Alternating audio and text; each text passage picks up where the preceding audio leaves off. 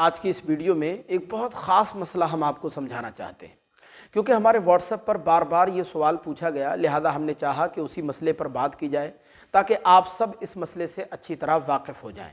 مسئلہ یہ ہے کہ اگر کسی خاتون کو، کسی عورت کو روزے کی حالت میں پیریڈ ہونے لگے، حیض آ جائے، تو اس سے اس کے روزے پر کیا فرق پڑتا ہے؟ اس کا روزہ ٹوٹے گا یا نہیں ٹوٹے گا؟ اب اس عورت کو کیا کرنا چاہیے؟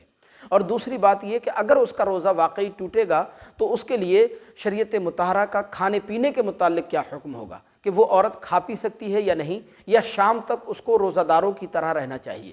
کیونکہ بعض لوگوں کا ماننا یہ ہے کہ اگر اس کو پیریڈ زوال کے وقت سے پہلے آیا ہے تو پھر تو وہ بلا شبہ کھا پی سکتی ہے، اس کے کھانے پینے میں شرعاً کوئی حرج نہیں ہے، اور اگر زوال کے بعد اس کو پیریڈ آیا ہے تو پھر شام تک اس کے لیے کھانا پینا جائز نہیں ہوگا، اس کو شام تک روزہ داروں کی طرح رہنا چاہیے۔ تو بہرحال اس سلسلے میں صحیح مسئلہ کیا ہے وہ آج کی اس ویڈیو میں جانیں گے۔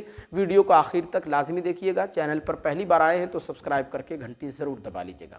دیکھیں، اس کا جواب یہ ہے کہ روزہ رکھنے کے لیے عورت کا حیض و نفاس سے پاک صاف ہونا شرط ہے، کیونکہ حیض و نفاس یہ روزہ رکھنے کے منافی ہے۔ لہذا اگر کوئی خاتون روزے کی حالت میں ہے اور روزے کی حالت میں اس کو پیریڈ آنے لگے، حیض آ جائے، تو حیض آنے کی وجہ سے اس کا روزہ فاسد ہو جائے گا، روزہ اس کا ٹوٹ جائے گا۔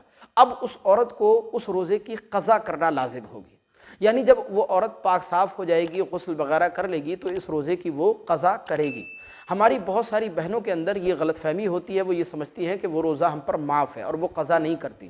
یاد رکھیں، یہ بہت بڑی نادانی ہے، اللہ کی بارگاہ میں سختی سے اس کا حساب دینا ہوگا۔ وہ روزہ معاف نہیں ہوتا، بلکہ جب وہ پاک صاف ہو جاتی ہے تو اس چھوٹے ہوئے روزے کی قضا کرنا ان کے ذمے لازم ہوتی ہے۔ رہا کھانے پینے کا مسئلہ، تو دیکھیں، کھانے پینے کے بارے میں مذہب اسلام کا حکم یہ ہے کہ جب عورت کو پیریڈ آنے لگے روزے کی حالت میں، حیض آ جائے، تو اس سے اس کا روزہ فاسد ہو جائے گا۔ جب روزہ اس کا ختم ہو جائے گا تو پھر وہ بلا شبہ کھا پی سکتی ہے، اس کے کھانے پینے میں شرعاً کوئی مسئلہ نہیں ہے۔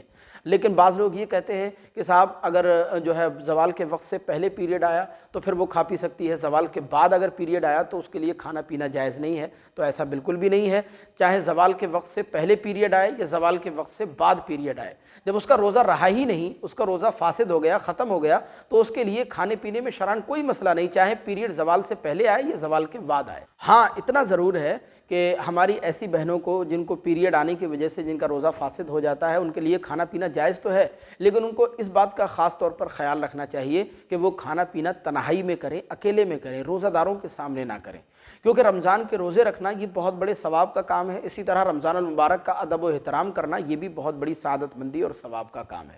لہذا وہ تنہائی میں، اکیلے میں بلا شبہ کھا پی سکتی ہیں، اس میں شرعاً کوئی مسئلہ نہیں ہے۔ روزے داروں کے سامنے کھانے پینے سے اجتناب کرنا چاہیے۔ ہمیں امید ہے کہ یہ مسئلہ آپ کو بخوبی سمجھ آیا ہوگا۔ مزید اس کے متعلق کوئی سوال ہو تو ضرور بتائیے گا، اور اسی طرح کی ویڈیوز دیکھنے کے لیے چینل کو ضرور سبسکرائب کیجیے گا۔ السلام علیکم ورحمۃ اللہ۔